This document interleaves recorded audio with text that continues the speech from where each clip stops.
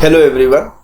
अब हम लोग नेक्स्ट क्वेश्चंस पे अपने चलते हैं, उसी सीरीज को आगे करते हैं। जैसे एक क्वेश्चन है, a weightless rod is acted on by upward parallel force 2 newton and 4 newton and A and B. एक वेटलेस ऑफ रॉड है, क्वेश्चन में मेंशन कहा है कि मेरे पास एक इंड ऑफ कौन सा है, ए है, एक इंड कौन सा मेरे पास बी है।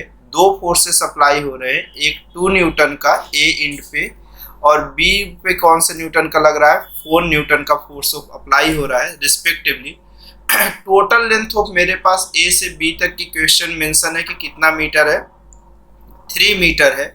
To keep the rod in equilibrium a force of 6 newton should acted in the following manner. तो ये बोल रहा है कि एक 6 न्यूटन का फोर्स कहाँ पे अप्लाई किया जाए जिससे ये बॉडी ऑफ मेरे पास इक्विलिब्रियम पे रहे। तो अगर आपको ये चीज मालूम हो कि मेरे पास summation of force is equal to अगर 0 हो गया तो बॉडी ऑफ ट्रांसलेशन इक्विलिब्रियम में चला जाएगा, लेकिन रोटेशनल इक्विलिब्रियम में होने के लिए इस बॉडी को समेशन ऑफ टॉर्क की वैल्यू कितनी होनी चाहिए, 0।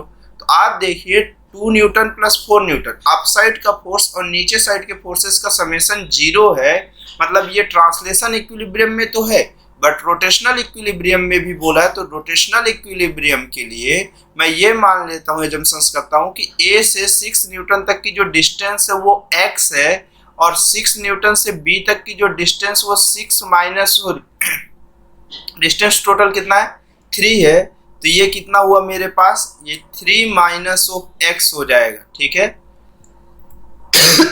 ये होगा मेरे पास।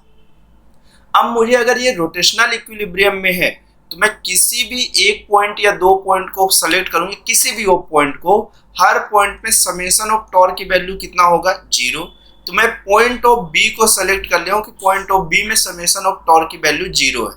तो अगर मैं ये कहूं कि 6 न्यूटन का फोर्स और इसके बीच की परपेंडिकुलर डिस्टेंस इनटू ऑफ मेरे पास कैसा 6 न्यूटन इनटू परपेंडिकुलर डिस्टेंस, और उसके बाद इसको ऐड करूं इसके साथ दूसरा फोर्स और परपेंडिकुलर डिस्टेंस जो कि 2 इंटू कितना है, यहाँ से यहाँ तक की डिस्टेंस 3 ऑफ है मेरे पास, ठीक।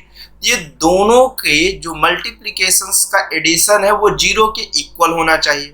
तो उस हिसाब से मैं अगर देखूं तो 6 न्यूटन का फोर्स ऑफ मेरे पास एंटी क्लॉकवाइज है और 2 न्यूटन का फोर्स ऑफ मेरे पास जो टॉर्क क्रिएट कर रहा होगा वो कैसा होगा, क्लॉकवाइज। फोर्स की डायरेक्शन में अगर अपने राइट हैंड के फिंगर को आप कर्ल करते हो तो आपको जो थंब की डायरेक्शन बताएगी वो किसकी बताएगी, टॉर्क की बताएगी।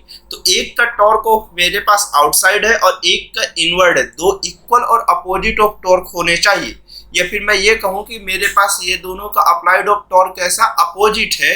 तो ये कहते हैं कि 6 into 3 minus of x is equal two of, या फिर माइनस ऑफ कितना हो जाए 2 इंटू पॉइंट ऑफ बी तक की perpendicular distance 3 is equal to कितना हो जाए 0।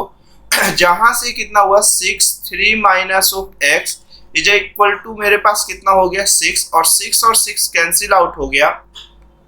3 minus of x is equal to 1 हुआ, तो x is equal to 3 minus of 1, मतलब x की वैल्यू ऑफ कितना हो गया 2 हो गया। मतलब ये है, तो मेरे पास कैसा है, ये डाउनवर्ड ऑफ डायरेक्शंस पे ही अप्लाई होगा। तो downward at any point between A and B, ये तो हो नहीं सकता, कहीं पर भी ऐसा हम थोड़ी कि अप्लाई कर सकते हैं। Downward at mid point of A B, ये भी नहीं है, क्योंकि हमें मालूम है कि x की वैल्यू ऑफ 2 है। तो अगर इधर से 2 है तो इधर से कितना होगा, 1 होगा।